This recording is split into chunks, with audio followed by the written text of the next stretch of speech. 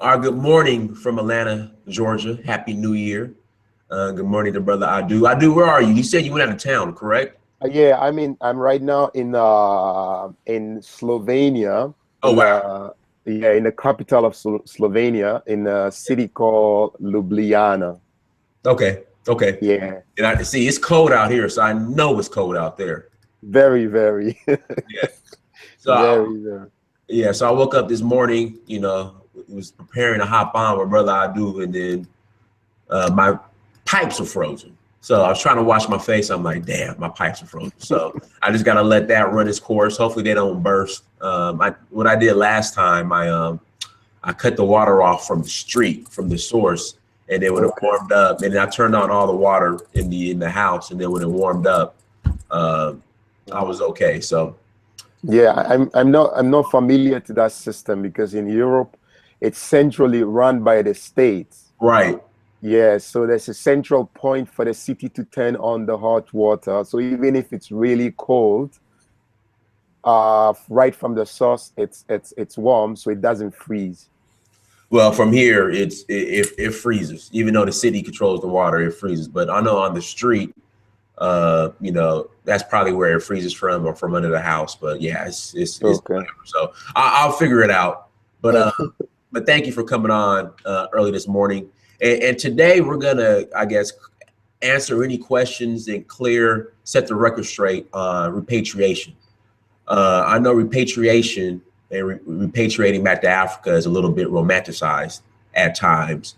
And from people that haven't actually carried out the process, it's romanticized, but people who've actually relocated to Africa, uh, you know, there's really not a repatriation process. I mean, I don't know, because the people I know that have relocated to Africa, none of them have African nationalities or IDs. They just kind of just went and left. A lot of them, but some, who have, I guess, got married. Here we go. Here's the difference. The ones I know who've married an African woman in their country or African man in their country, they've gotten their nationality, I guess. Yeah. I have a lot of friends from Senegal who left America and relocated to Senegal, who still have their, don't have dual citizenship at all. They still are considered American nationals, but they just reside in Senegal. So let's just set the record straight on what repatriation is and how the process works. See, what one needs, what one needs to know is exactly what your reason for going, uh, is. And if let's say it's business, one of the things you need to do is to research more about citizenship provisions of the countries that you're going into. For example, you might be going into a country that does not allow dual citizenship, and hence, if you want to set up something that is really profound, you will have to go through a process and get the nationality.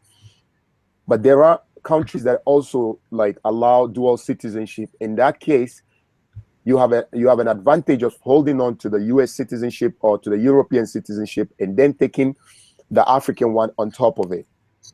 So then you have a plus on both sides. So it's always very important to do some research before leaving. But like, let's say for people who retire to go just to just to stay in Africa and enjoy Africa, most of the time it actually applies. That also applies to them too. But most of the time they don't really have to go through all of that process, because once they can acquire a space to live, they can have a good life. That is very important to know is what kind of community am I repatriating into? There are communities where all people want to do is they want to get out. They are actually living in Africa, but their mindset is every day they work towards getting out. Now, when you get into a community like that, it can be really frustrating because everyone looks at you like crazy. Why do you come back when we want to get out? But when you get into a community of like-minded people who think that, who see opportunities in Africa, it can really help you. It can ground you to stay, and then you don't become a liability, but rather you become a resource, and you have people who think at the same wavelength like you, and then you can build something. Oh, that's perfect. So I know, for example, say you wanted to gain national citizenship in America. The easiest way is, I believe, if you invest, I think it's like $500,000 into a business or $1 million. That's what a lot of Chinese do. They will give you citizenship, not a visa, but citizenship. I think in Mauritius, Mauritius, I believe, is if you invest $100,000, they'll give you citizenship. Yeah. You know of any countries where you can avoid all the red tape, See, if you just invest, Exactly. See, countries in Africa have that. But because of the economic situations that African countries face, most of them don't do it in the form of cash. Cash is also possible, but most of them do it in a form of investing in a company. So you have to hold, depending on the value of the shares of the company, and depending on the percentage of the shares you hold, it can give you citizenship. Oh, wow. See, okay. Yeah, so the African countries,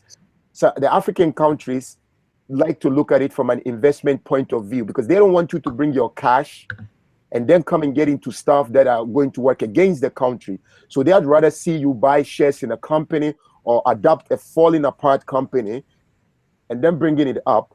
So those kind of opportunities is beneficial to the country, and it gives you a quicker citizenship also. And of course, there are other stuff like marrying a Nigerian or a Ghanaian or a Liberian, depending on where you are. That also goes very quick. But beside all of that, even if you are a layman from the US or the UK or France or wherever, there are also processes in place in countries like Liberia, like Ghana, like Sierra Leone. Ancestry allows you to get citizenship. Ancestry is very important. So, like, for example, a country like Sierra Leone, all you need to do is to get, like, all you need to do is to be of African descent and bring community members that can attest and say that we know him, he lives with us. Yes, he repatriated from America, but we have adopted him as a member of our family, and he speaks a local language.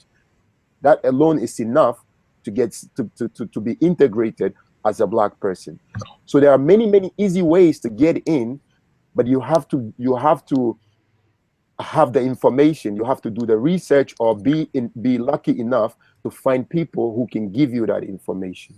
Now, I missed one point. You said that if you find a local tribe, I think you said that you have to speak the language, or you don't have to speak the language in order for them to vouch for you.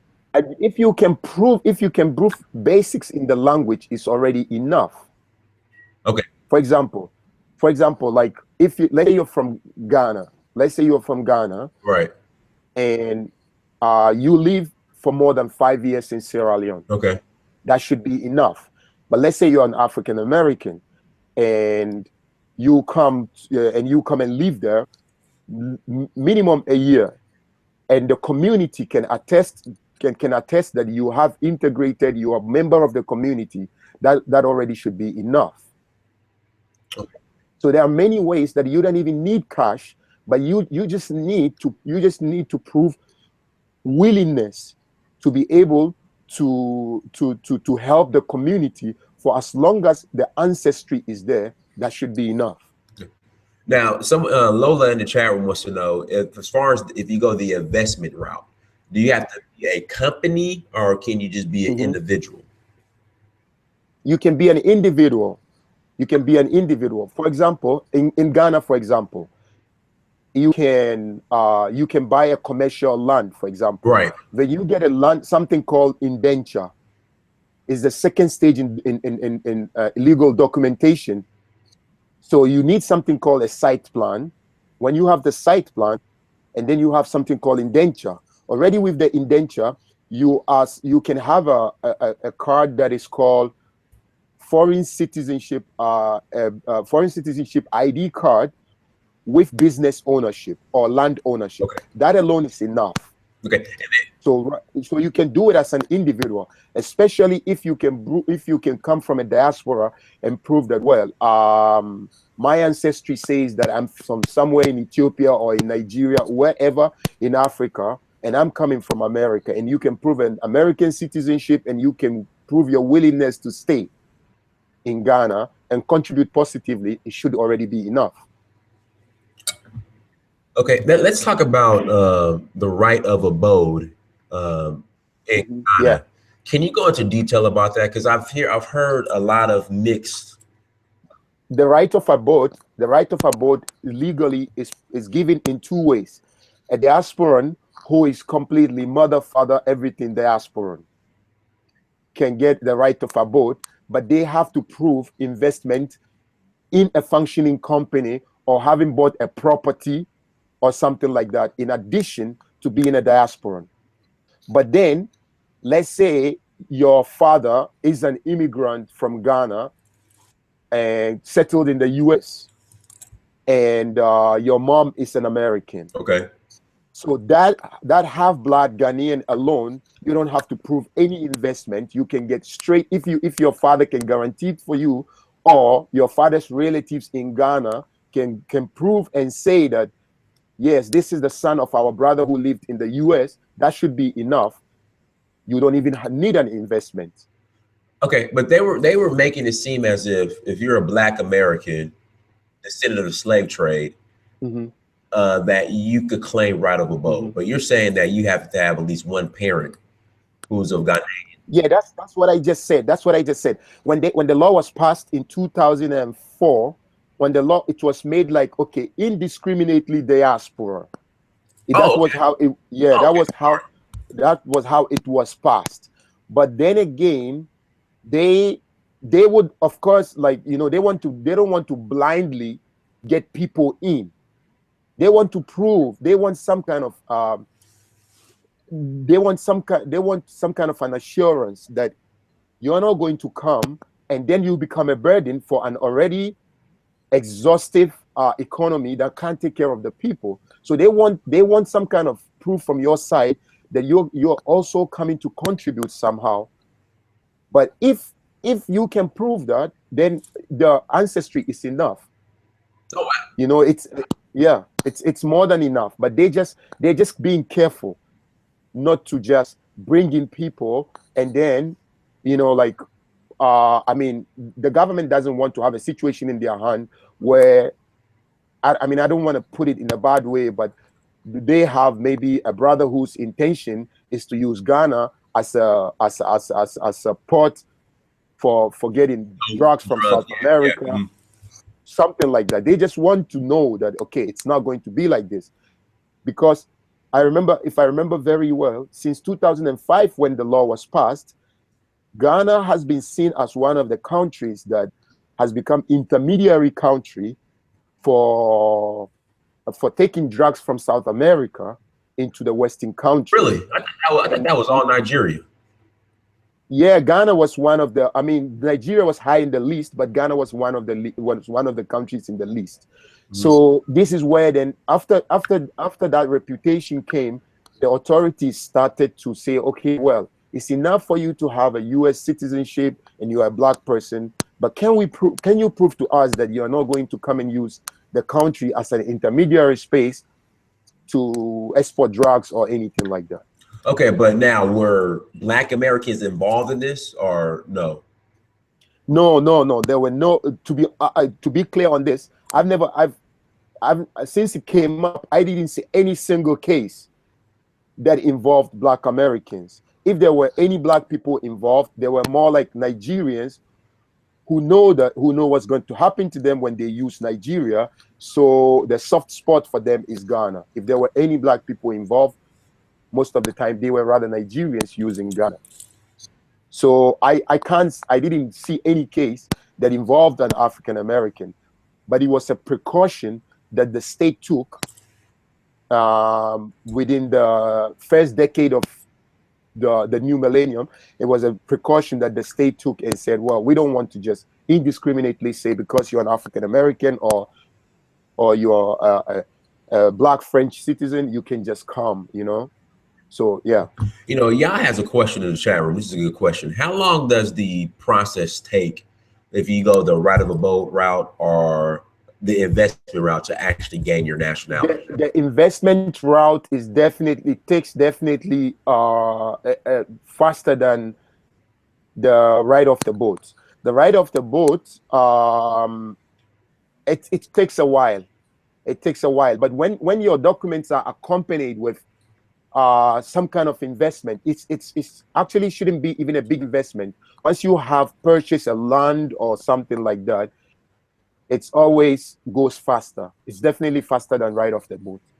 I wish brothers. I have a brother, Daniel Simmons, who's actually building a resort in Ghana, and I think we discussed him actually getting his nationality, but we didn't get too far into it. I wish he was on here. Daniel, I know he watches sometime. I hope he. I can show him. I can show him the easiest way to do it if he's from the States. Yes, the easiest way to do it. You can build your business. And the African American Society of Ghana at the Dubois Center, where W.E.B. Du Bois was resident, there is a center there called the African American Society of Ghana. And they have an office that takes care of documentations like that for right off the boat or investment diasporans. So the woman over there is also a very nice person, and she always welcomes new people. So the best way to do it, and she has all the channels, and the government also likes working with her because she also helps to make sure that the people are well advised when they come into Ghana.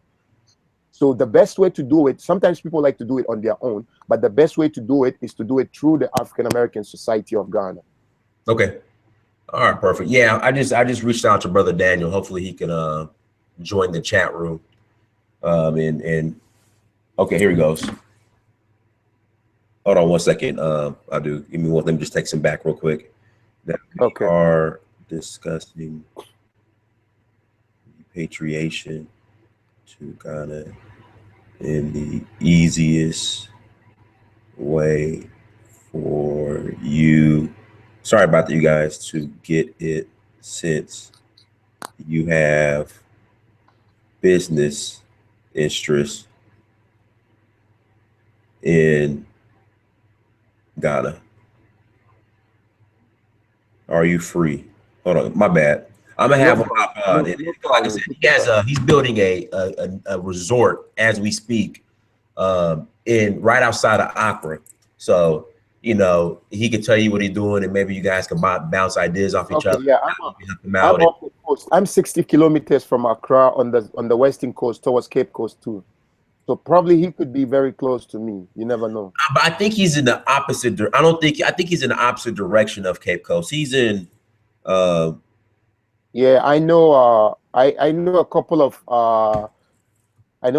of investments by African Americans on the east. By some sisters. I know about that. You know, One Africa. Are you familiar with that? With them, One Africa. Yeah. Yes, I know One Africa. Yeah, I stayed there. Very, very nice. Yeah, lady. I think her name is Teres Faye. I never get the name right. I don't either. I just call her Queen Mother. That's it. When I went, I stayed a couple of days there, man. I loved it. And then, I mean, the great thing about it is, it's not that I'm just speaking on in relations to America. It's not that expensive, you know, to set up shop there and build a resort and build a business. Look,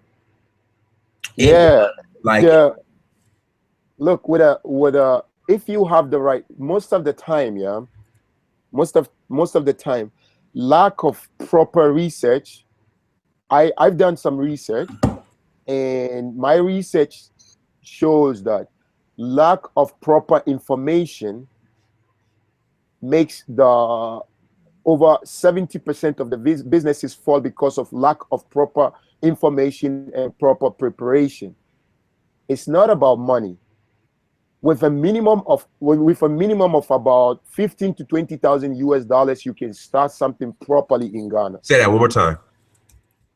With a minimum capital of about 15 to 20,000 US dollars, you can start a profitable venture in Ghana.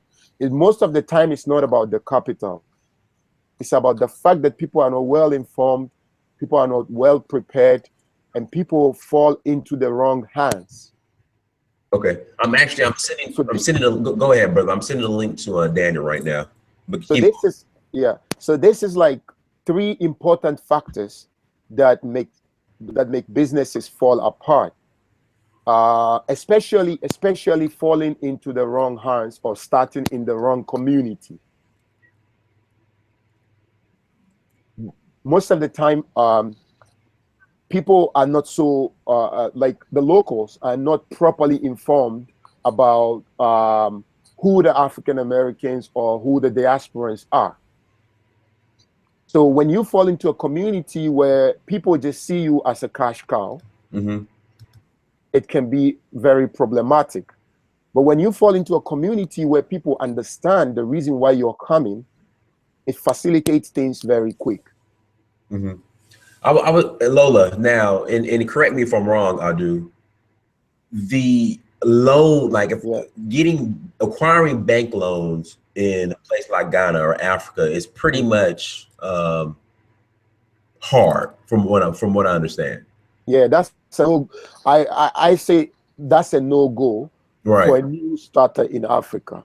If you are a new starter in Africa, loans from a bank, that's a no-go. You shouldn't start with African bureaucracies. Hey, brother, what's up? Hey, good morning. Oh, Danyiel, what's going on, brother? Good morning. How you doing? Good. I have brother Audu on the line with us, and he's in Europe. He's from Ghana, and we were just speaking on repatriating to Ghana, and the easiest way is through investments. And you have your resort that you're building over there. So just wanted to share with him, actually what you're building in Ghana. Okay. Hey, it's afternoon time for him. Good afternoon. How you doing today? I'm all right. How you doing? Doing fine. It's a pleasure to meet you. It's a pleasure to meet you too, brother. I made my move back in 2009, and I went and lived in Ghana for almost 3 years.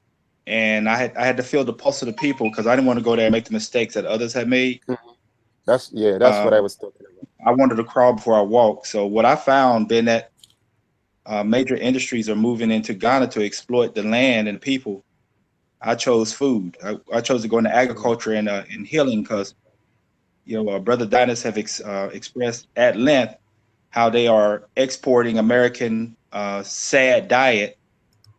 And I'm sure you see it in Europe. Yeah, they exporting the McDonald's and all that garbage to West Africa. So me already knowing what's going to come, diabetes and sickness and everything, I chose to go at the ground level because your health is your wealth. So yeah, once I felt the pulse of the people, because I wanted to be an asset and not just bring the typical exploitative businesses. I went at it at the ground level, and I found some land in the Volta region. Oh, okay. Right there, opposite of Ada. Yeah, I'm near Ada. I'm literally like right across the river from Ada. Oh, okay. Yeah. And so we're doing a resort healing and transitional center. Okay. And I went in there with my own money. Like I think you just elaborated that, you can't even depend on the banks. You can forget that idea. Yeah. So you must be prepared mentally, emotionally, and financially. When you go into Africa. But with the transitional center, I'll be able to also help people transition into the infrastructure of Ghana, so they don't waste their time, their money. Like these discussions today, which are critical, so people can make up a 20,000 or 30,000 or more plan before they even go. Yeah. Because there won't be any opportunities for you to participate in the financial community until you get yourself established and firmly rooted. Yeah. Yeah, and to add to that, to add to that, the mental preparation is very, very important, because when you get into because what tends to happen is that I mean, I grew up, before coming to Europe, I grew up at the art center, and I've had to do with I know that. Yeah, I've had to do with African Americans my whole life. And did you give us the welcome when we came? You used to dance for us. Yeah, I mean, I was an FOI. I was an FOI when Wow. Akbar Mohammed opened the chapter in Ghana. So I know the dynamics, and I know that, like, people come, when African Americans come, they're more in tune with their emotions than the rational business that they want to do. Right. So they come and they see, like, okay, people, the way they are being treated in the United States, the whole racist system, they don't see it like that. So they get embraced, and they fall deeply emotional into the communities. And once your emotions overwhelm you, then you start giving out your money in charitable causes, rather than starting a business that you and those that you will want to help will work in. Putting more money into how do I put it? I want the right words. So, like, for example, you end up feeling for the people, and then you end up solving their problem instead of build an infrastructure. Right. They can work together with you. So Right. if you do proper research, and you do some kind of a work before leaving, and you know that, yes, I'm going to Africa, I've been misinformed about Africa, but I should not go and put money into sort of like feeding people, but rather going to create something in which I can work together with them. If you have that state of mind, you usually tend to survive longer in Africa. Very true. Now, Audu, you mentioned a lady, because now, Daniel, you haven't, brother Daniel, you haven't gotten your, I guess, official nationality and passport and identification yet, right? No, not yet. Okay. Now, Audu, you mentioned a lady he can go see that will help him with that. Yeah. Do you know about the African American Society of Ghana? Yes, I'm familiar with it. I'll be meeting with them when I land. Okay. Yeah. So with them, you spend less time than if you will go straight by yourself, or you let a Ghanaian individual lead you. With them, it's because they're recognized by. I was at the homecoming. I was at the last diasporan event, and actually they did a whole day of workshop. And that was in July. So they've been there for a long time, and they are located at the W.E.B. Du Bois Center. Right. So when you go there, the lady, there's a desk at the foreign ministry called the diaspora desk, and they work with them directly.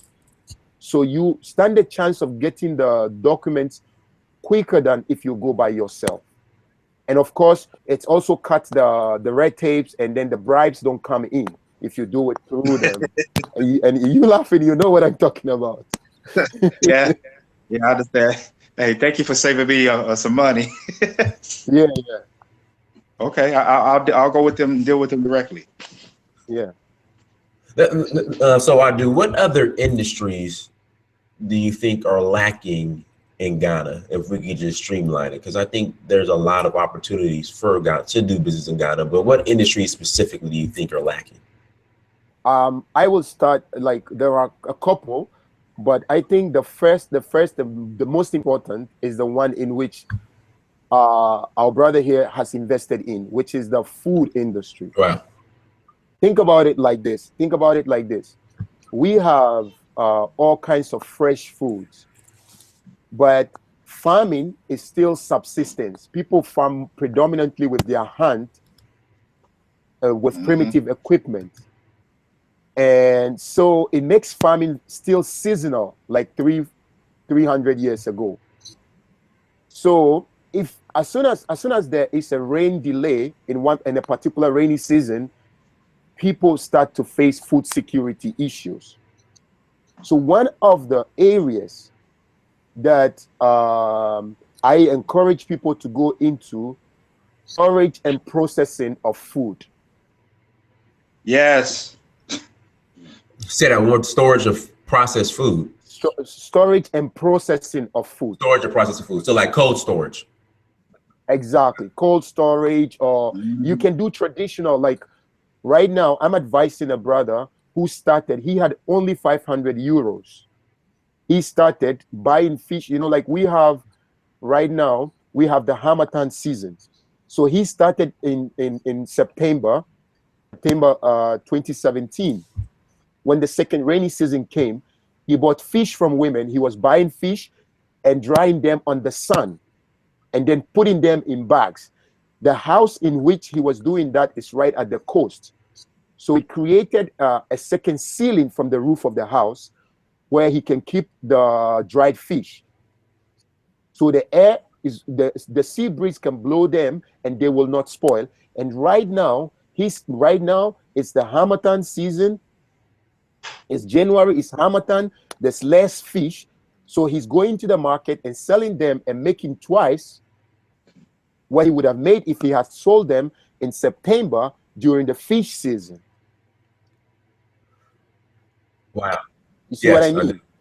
So it's not rocket science, but one needs to do the research properly and know who is going to be next to you. So what we did was we kept his money here in Austria. We kept his money.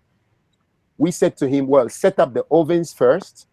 Go to a place called Winneba on the same coast, on the western coast of Accra. There's a place called Winneba. The specialty of the place, old clay. They use handmade clays for making ovens. So I set him up with an artisan who makes ovens. So they came, checked the land, built the ovens for him. So they built the ovens and then sun through a season of a dry season, and then came a rainy season. So after a dry and a rainy season, the clay ovens became very strong, and then he was ready to operate. So when the fish season came, he bought as much as he could buy and then processed them and kept them in the roof. And now he's selling them and making twice what he spent on them. And beside the fact that he's using natural ways to do this, there are no chemicals involved, and everything it stays organic. Mm-hmm. Now, Audu, how do you, and Danyiel, you navigated it pretty well as well. How do you do business in a place like Ghana and not get ripped off as far as shady contractors and people who are malicious? Like, how do you go about avoiding that? You want to take that, or should I answer? It doesn't matter, whoever wants to answer it. Okay. Okay, I'll start. As I expressed on your first show, relationships is everything. Mm-hmm. That's something that we have definitely forgotten in the West because it's so individualistic. Mm-hmm. But one of the greatest benefits I had in 31 months of living in Ghana is tapping into relationships, and you get your African sensibilities back. You'll be able to smell corruption or people who have ill intentions. So, you know, when you insulate it with the people, because overwhelmingly most Ghanaians have a good heart, from my experience. I mean, overwhelmingly. Yeah. They will protect you. They'll watch your back, especially when they see you bringing substance. You know, you're not there enjoying the women too much. You're being responsible, a responsible person in the community. They'll protect you. They'll watch your back. And then just, you know, I would always go to the site. You know, most Ghanaian contractors I know have pictures, but I'll go to the site and I ask the owners how they feel about their workmanship. Mm-hmm. And that's how it's been very successful for me, because I'm able to be in and out of the country and still get stuff done, and my money doesn't come up short, or the materials that the building materials are being walking away or being properly improperly used. I don't have those issues because the people respect me. Yeah. And but go ahead. Sorry. And to add to that, I just wanted to add something to what you just said. I think one of the mistakes that a lot of people coming from outside make is that they join communities where the living standard isn't as down to earth as possible. If you join communities where the living standard, you go, let's say you go, like the last session we did, I was talking about how both you and I were talking about how we dress when we go there. Right. So I have like a dozen white t-shirts, and I have my jeans shorts and my flip-flops. Right. So I get down to earth. If I don't tell you that I'm coming from outside, you will take me as a local and you will tell it to me the way it is. Just imagine if you come into a community where there's a lot of hardship, and then you come, and then in a dust, you're dressed in a white Nike. You're sending a message, you're sending a vibe that tells the people that, okay, I'm ready to be exploited somehow. You understand the point I'm trying to make? So when you come down to the people's level, they will give you the respect. And then what then happens is that they put on a protection instinct immediately. You come sit down with a group of people, have conversation. It's time to eat. It's not much. Local food, you cover everything. You say to everybody, it's on me. That alone is enough. You gain their loyalty, and that's like a protection shield. Now, if you have that protection shield, you will always get the right information and the right people next to you. Okay. So, Daniel, when should your project be finished? I know you said what, 2020, maybe 2019, or mid 2019. We're getting the block machine hopefully next month. We had a late rainy season. The small stuff like that holds you up, but now we're ready to rock and roll and start making bricks and start doing the foundation and everything. So mid 2019 we should be done. 18 months. Oh, perfect. I would definitely be at the grand opening when it's launched. Yes, the wife will be cooking, so Oh, perfect. I do. Now, what all services do you offer to help people out who are interested in building businesses or repatriating in Africa or in Ghana specifically? Basically, like I do a lot of preparation work, like as this brother's, the stuff that he was talking about. Like, if I realize that there are a lot of people who can catch this vibe very quick.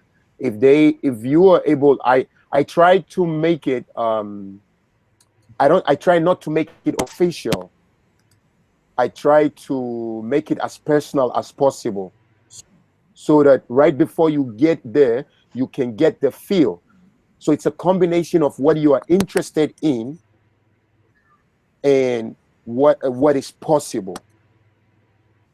There are industries that a lot of people call us and they say, okay, to mining, for example. Now, here's what I feel about ventures like this. The destructive way of doing it overshadows the good practice. And once you get your money in there, you are bound to follow the destructive way of doing it. So I tend to lead people into industries where they can work with people who have already set up to get a chain effect. And so I concentrate more on the food and tourism industries. Okay. Now with tourism, what's outside of I would say building hotels, what other tourism opportunities are there?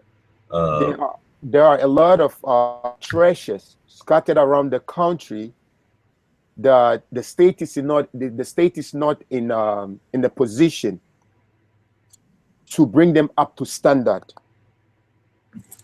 So we identify some of these, and we connect people with a state agency called the Ghana Museums and Monuments Board. Mm-hmm. They are in charge of these kind of treasures, which have become liability because the government machinery, though it's in charge of that, they can't take good care of them. So the easiest way to get in is to adopt some of these structures, and as you arrive, you can get to work within a structure like that. But I'm not a big fan of just coming, getting land, building hotel, and then putting people to serve, and then doing like it will be done everywhere. It's very important that it's connected to the culture. It's very important that it has historical values, which is the reason why we work more with repatriate diasporans rather than anyone at all. Now, someone had a question in the chat room. So are you saying that the mining industry is too crooked? Yeah, it is. That I can answer and straight and say, yes, it is. So what happens is that you're either classified as, there's a terminology we use in Ghana called galamsey. Okay.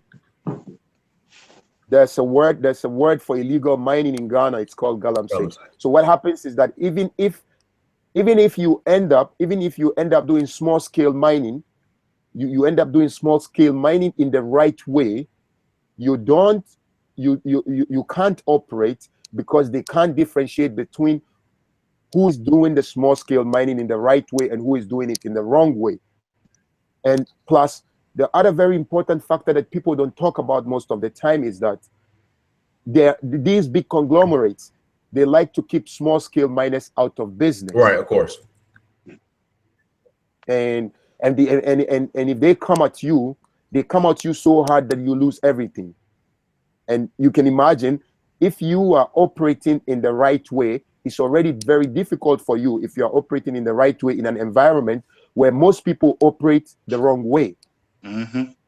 And then again, you have international conglomerates coming after you. So if you want to do the right thing, it's very easy to lose money in those environments. So how did the Chinese get away with exploiting the system the way they do?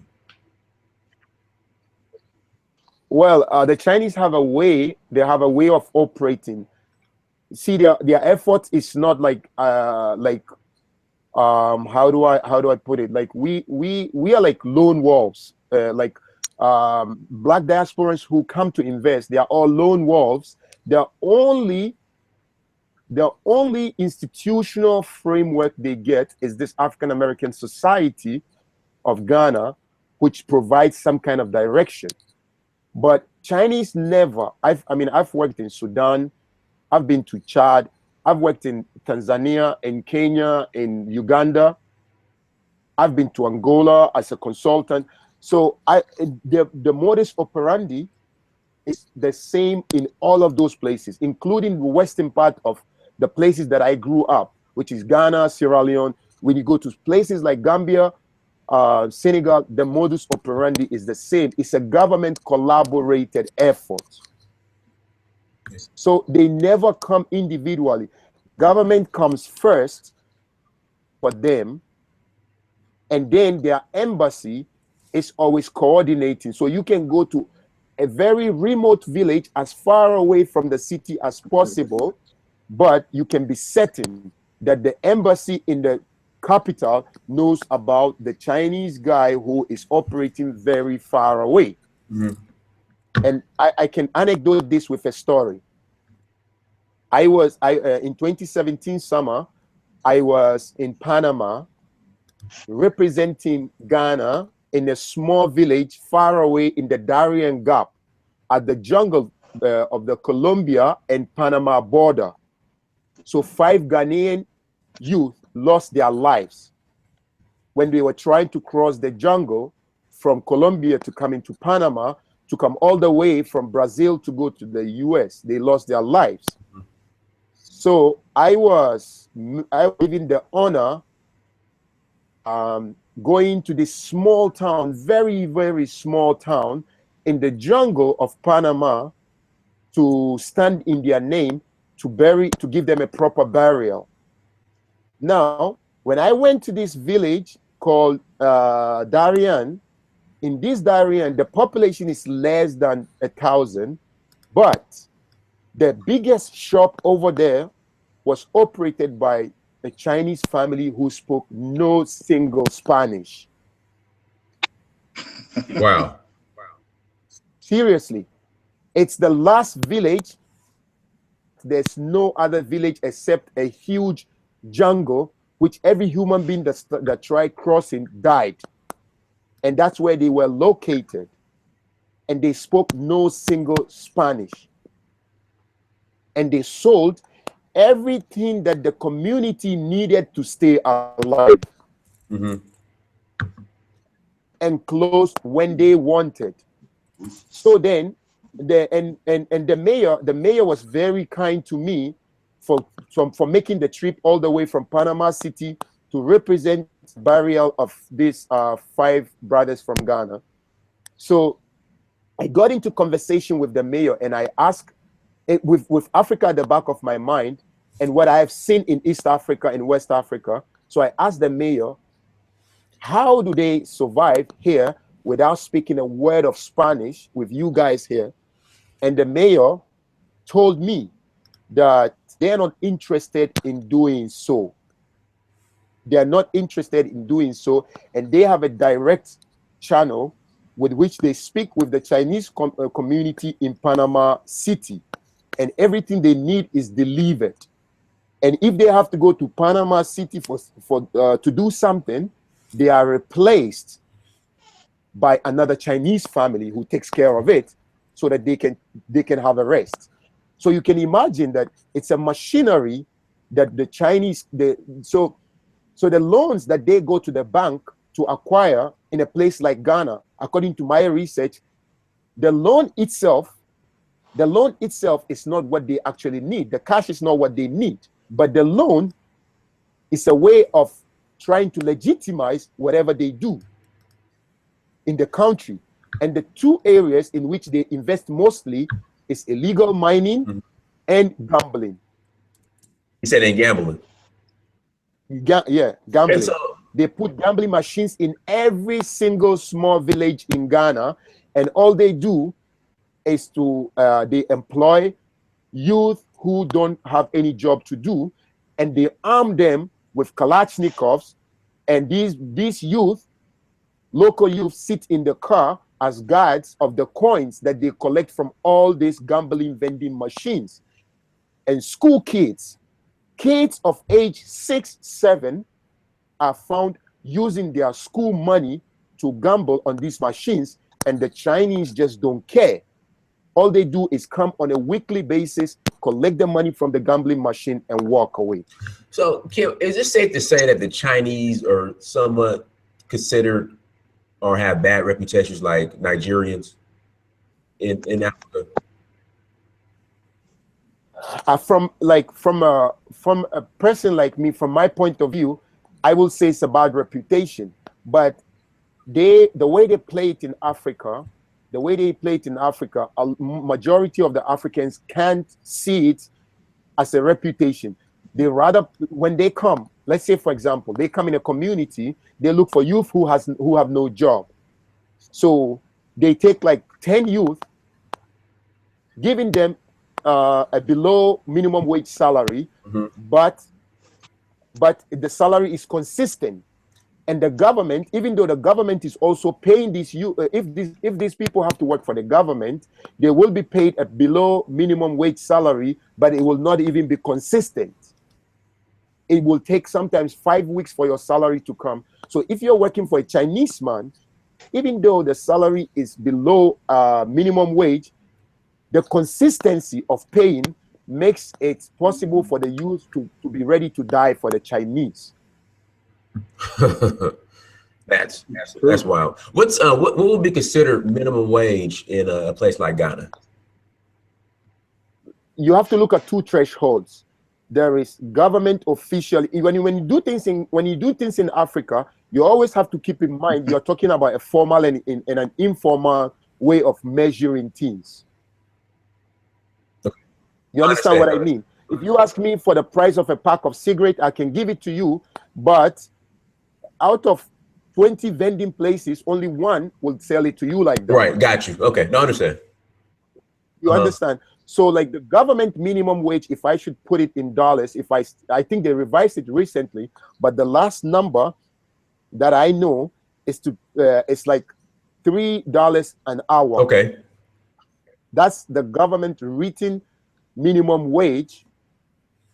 But even the government does not guarantee that $3 an hour. Okay. Wow. So if I should put it on based on the practicalities of what the ordinary person goes through, I will say that $3 is a daily wage, even though it's written in officially as an hourly wage.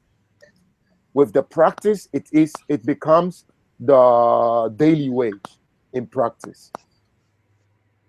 Okay. Somebody in the chat room made a great point. He said Chinese are organized and they are more, they care more about their prestige than anyone else. Black people, at another hand, we can't even get organized like that because I couldn't agree more. I couldn't agree more. Yeah. Wow. Goodness. That hurts. Yeah. Yeah, so I mean, what we'll do, we'll go ahead and close out. Well, Daniel, let me ask you this question. What inspired you to build the way like you're building in Ghana as far as building a resort? Like, what was the inspiration behind that? Well, it's more than a resort. It's right. Or you're yeah, I mean, well, okay, see, I'm doing off the grid green technology, and I'm using African technology because I've been to New Mexico, Arizona. I saw white people go to Africa, learn how to make mud bricks, do thatch roofs, and turn around and sell it to white people for large sums of money. And, so I got sick of seeing white people on YouTube, using our technology, using our African knowledge that's thousands of years of old. And I'm like, okay, instead of building a typical conventional brick and mortar, I'm only going to do, I'm only going to do mud brick. I'm probably going to shy away from thatch roofs, but I'm going to keep it as close to African centered and green. So when other people come, they can see that you can build something nice, something attractive and affordable. Because when it comes to diasporans, the lure to Africa is not only the reconnection, but the possibility of coming back. You got to make it attractive. Right. Nobody want to go and live on I'm willing to sleep on a dirt floor, but very few people are willing to do that. Right. So I want to be an example that, hey, you can have something attractive and beautiful and affordable. And so, food security, building houses that are close to African-centered technology, keeping it simple, that almost anybody can do. Because I want people to be engaged and do, and willing to put their hands in the soil. Because when you connect it to the house, because you put some sweat equity into it, you're gonna have a stronger connection to it. Yeah, so thank you. Yeah. Wherever you are, you got to grow your own food. You got to have food security. You got to invest in trees. So it's really going to be a beacon. It's a model that we're working on that we can market throughout Africa. But whereas we can even take villages and we can give them food security into the future. So they're not, because even in Africa, in the villages, you have food deserts. And the most they may have is cassava. They may have plantain, banana, and some fish. So, but you won't even see coconut trees. You won't even see pawpaw or what do we call pawpaw here? Papaya. No, Papaya. papaya is Yeah, papaya. Papaya, yeah.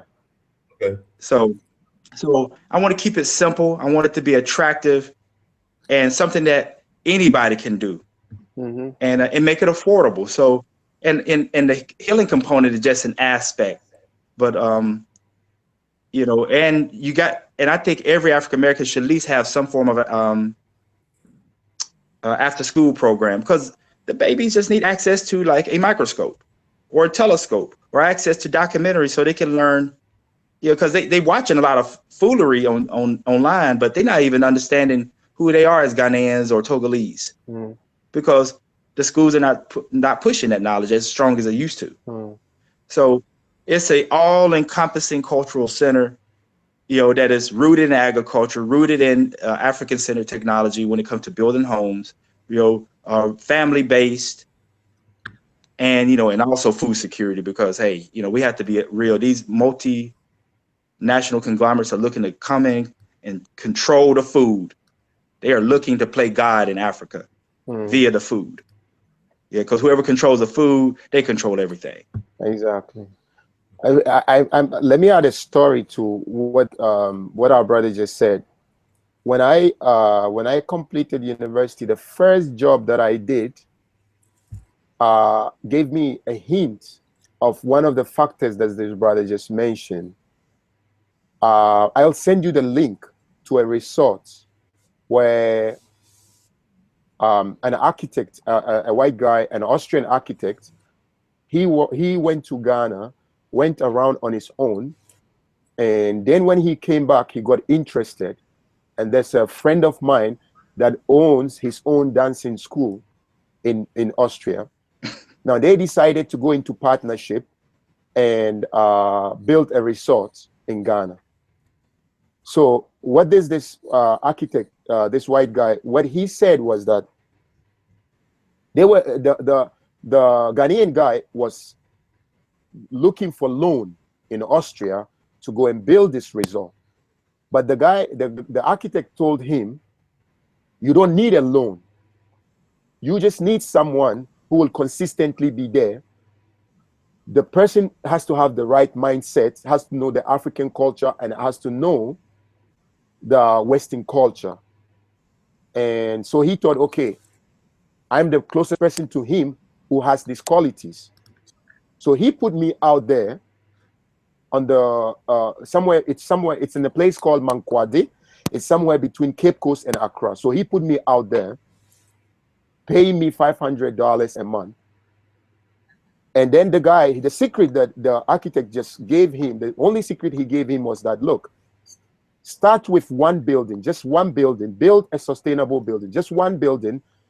Make sure you have water running and you have a decent place of convenience. And that's what we started with. Today, if I send you the link, the place has become a resort with 8 rooms for the guests, a central courtyard, and a seminar center, a huge seminar center. I built half of this building before I left the project. Now, the secret that I'm adding to what this brother just said, the secret that I'm adding to that is that most of the time, the colonial mentality has led we Africans that most diasporans come to meet to think of telephones, televisions, and things like that, DVD players, blah, blah, blah, before we think of a decent place of convenience and a running water. So you find people, they start a hotel with brilliant ideas, but they pay money for Italian marbles, when the type of guest they are looking for will be completely happy with a clay floor made in Ghana. Right. So then, by the time they import their Italian marbles, half of their capital is gone. The project does not have running water. The project does not have a WC. And then they are stuck. Right. You understand the point I'm adding to what he just said? He made a very important point, but he's succeeding because he started on the correct foot, and he doesn't even realize that the correct foot on which he started is the reason why 80% of the others are failing. Understand the point? Absolutely. So if you come in and you build a good place of convenience, all the people who come from the West, their mind is completely trained in a different way. So, okay, the hygiene is more important. And once people have a good hygienic condition on your premises, they keep recommending you. And the guys that I was talking about, they actually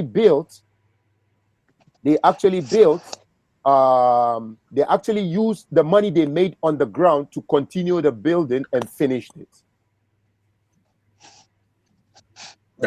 So that's just the point I wanted to add to that.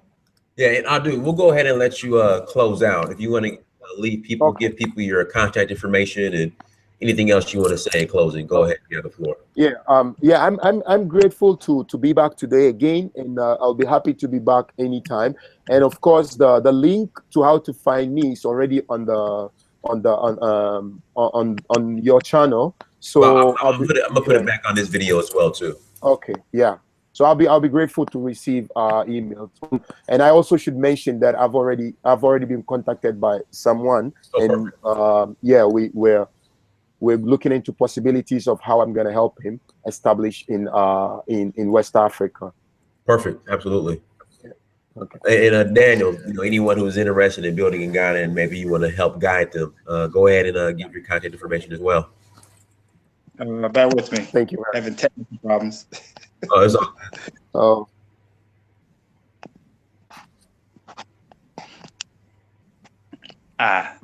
Oh my goodness! I got booted out the car. No, you're here. We hear you. You're here. You're here. We hear you. Oh, yeah, we see. Okay, go ahead. My email is D Simmons, D as in David, Simmons, SIMMONS 2273 @gmail. I'm here. I'm available. I'm here to serve. I look forward to helping those who are in need and saving time, money, energy, and frustration. Yeah, same here. Yeah, my contact is there. It's a.salisu@gmail.com. I'm more comfortable with email than calls, so I'll respond to any email that comes in at any time. And I'm really ready to help. And half of the work that we do is about having a social-economic impact on Africa, and it's not about the money. So I'm ready anytime. Anyone can call on me, and I'll be ready and happy to help. Okay, perfect. All right, you guys. Thank you for coming on. Everybody in the chat room, thank you for waking up this morning or whatever time it is this New Year day where you're at. Thank you for the super chats. I'm Dynasty Amir, search for Uhuru. If you are new to this platform, please like and subscribe. Please go to search for Uhuru on Instagram, Snapchat, Twitter, and Facebook. Also, go to searchforuhuru.com, go to dynastyamir.com, and make sure you go to amazon.com. Search your name, Dynasty Amir. Please purchase a book. So again, people, thank you so much for coming on. I'll be back on later on today.